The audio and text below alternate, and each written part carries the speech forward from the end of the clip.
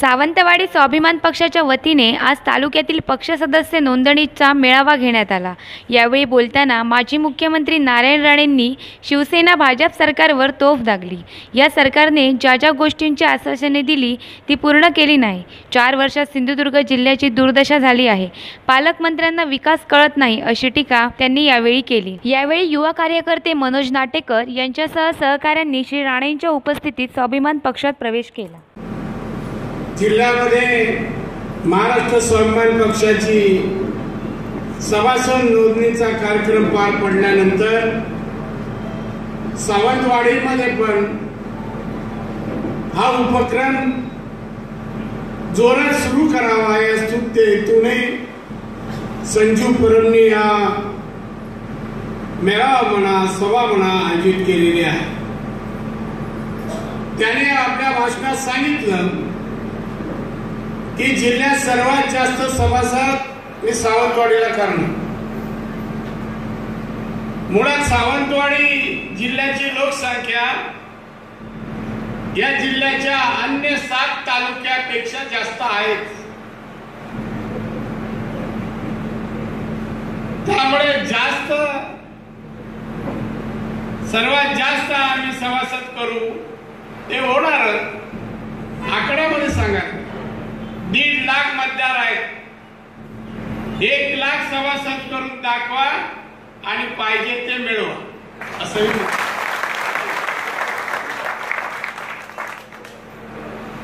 1 लाख मिळून दाखवा आणि मग आपण सभासद केले 1 लाख।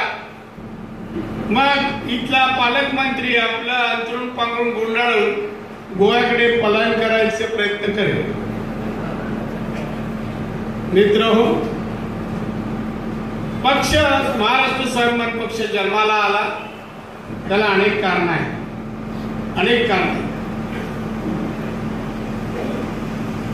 या राज्यामध्ये 5 पक्ष आहेत, त्यापेक्षा जास्तही आहेत पण प्रमुख 5 पक्ष आहेत। हे 5 पक्ष महाराष्ट्रामध्ये अनेक निवडणुका आतापर्यंत लढवल्या, जिंकल्याही। पण या 5 जणांनी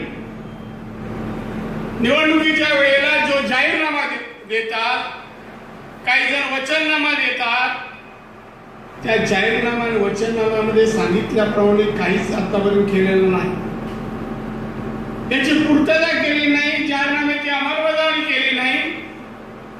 हा या पक्षाचा इतिहास आहे, इतिहास।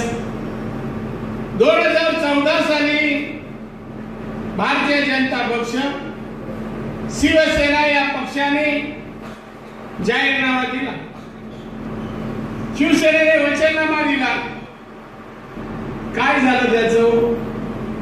एक तरी त्यातला प्रमुख जाहीरनाम्यातला प्रश्न होता हायलाइट केलेला, आम्ही महागाई कमी करू। झाली का? तर गणपती उत्सव येतोय, गणेश चतुर्थी येते, महागाई कमी झाली का त्याच्यामध्ये? त्याला उत्तर नाही। आणि 1 कोटी तरुणांना नोकऱ्या देऊ, दिल्या का नोकऱ्या? याला उत्तर नाही। पेट्रोल डिझेल स्वस्त करू, केलं का? नाही। ज्या ज्या गोष्टी सांगितल्या होत्या, शेतकऱ्यांच्या नावावर 15 लाख रुपये जमा करू, जमा केले का 5 लोकांच्या नावावर? याला उत्तर नाही। ते सोडायचो। आज सिंधुदुर्ग जिल्हा महाराष्ट्रात विकासामध्ये स्पर्धा करायला निघालेला आहे आणि त्याला स्पर्धेत आणलं सिंधुदुर्ग जिल्हा। हे दुर्लक्षित जिल्हा, मागासलेला जिल्हा, गरीब जिल्हा म्हणून पूर्वी या जिल्ह्याची ओळख होती, पण आम्ही ती पुसली आणि विकसित जिल्हा, प्रगतशील जिल्हा, निसर्गरम्य असा पर्यटन जिल्हा म्हणून या जिल्ह्याची आम्ही ख्याती बनवली। 4 वर्षात काय अवस्था केली, 4 वर्षात काय दुर्दशा केली।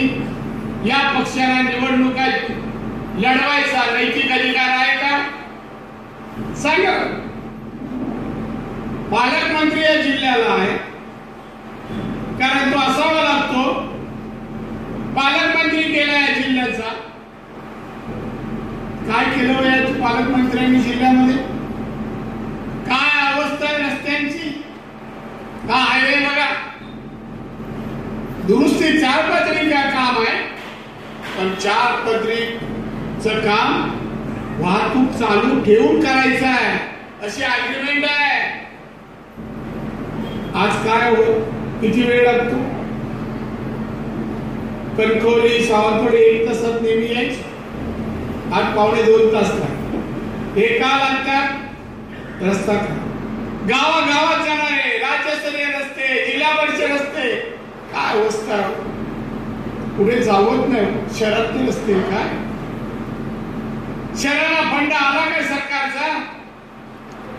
विकास निधी येतो का या जिल्ह्याला? आणि येत असेल तर खर्च होतो का? जिल्हा परिषदेची सभा 7-7 महिने होत नाही, 3 महिन्यांनी व्हायला पाहिजे. 3 ते 4 महिन्यांनी, वर्षाला किमान 3 ते 4 सभा व्हायला लागतात. या वर्षात एकही नाही. काय पालकमंत्री करतो? कुठे असतो? कुठे काय येतं या पालकमंत्र्याला? त्याला विकास कळतो? कसा असतो विकास? विकास करून घेण्याची दृष्टी लागते, दूरदृष्टी लागते. आहे का? लोकांचं दरडोई उत्पन्न वाढलं पाहिजे, इथल्या लोकांना रोजगार द्यायला पाहिजे, इथल्या रोजगार प्रगतीकडे जायला पाहिजे. उत्पन्न वाढेल असं प्रोत्साहन त्याला द्यायला पाहिजे, मदत करायला पाहिजे जनतेला. व्यावसायिक असो, शेतकरी असो किंवा कोणी असो, त्याच्यामध्ये एक तरी गोष्ट कधी घडते का? पण तुम्ही तरी विचार केला का? मी संजू परमना सांगेन, सभासद महत्वाचा नाहीये. प्रत्येक नागरिकांकडे जा. 4 वर्षात आमच्या जिल्ह्याची विल्हेवाट, कसं दुर्लक्षित जिल्हा केला आणि कसा 10 वर्ष मागे नेला ते लोकांना पटवून सांगा. काय आहे रस्त्यांची अवस्था? काय योजना? रेशनवर धान्य आहे का? एपीएलचं आहे का? बीपीएलचं आहे? काय आहे? काय महागाई आकाशाला भिडली आहे.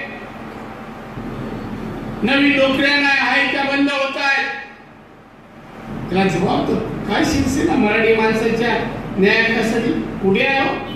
स्वतःच्या हक्कासाठीच काम करतायत, स्वतःच्या स्वार्थासाठीच काम करतायत. सांगा खासदाराने एक तरी प्रकल्प आणला?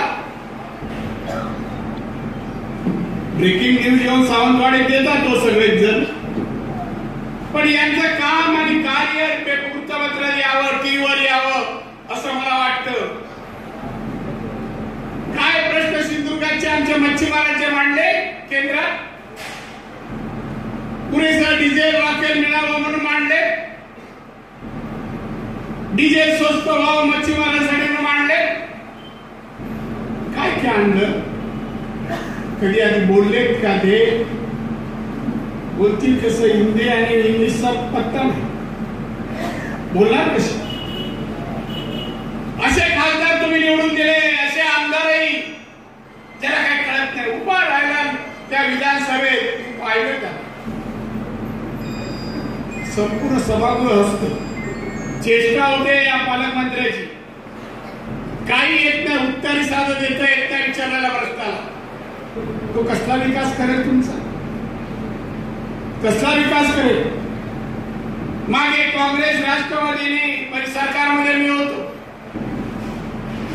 त्या सरकारमध्ये असताना जिल्ह्यासाठी जे काय करता येईल आणता येईल ते आणलं. सी वर्ड मी आणलं. 1,500 कोटी खर्च, 1,500 खर्च होणार होता. केंद्र, राज्य सरकार आणि वर्ल्ड बँकेच्या पैशातून 1,500. आता म्हणे गुंडाळत आहे. काय करतो पालकमंत्री? गुंडाळू का देतोय? का विरोध करत नाही? अहो, जगातले पर्यटक येणार सी वर्ड पाहायला, दुसरे देशातले नाही, जगातले पर्यटक येतील. पर्यटन जिल्हा मोठ्या प्रमाणात पर्यटक खर्च करतील. खर्च केलेले पैसे आपल्या लोकांच्या वेगवेगळ्या व्यवसायाच्या माध्यमातून ते घरी जाणार, आर्थिक उलाढाल वाढेल आणि आर्थिक प्रगती आपल्या जिल्ह्याची होईल. पण ते गुंडाळलं जाते. काही दगड या 4 वर्षात पालकमंत्र्यांनी तिकडे ठेवला नाही, उलट बंद करायचा प्रयत्न बंद कर.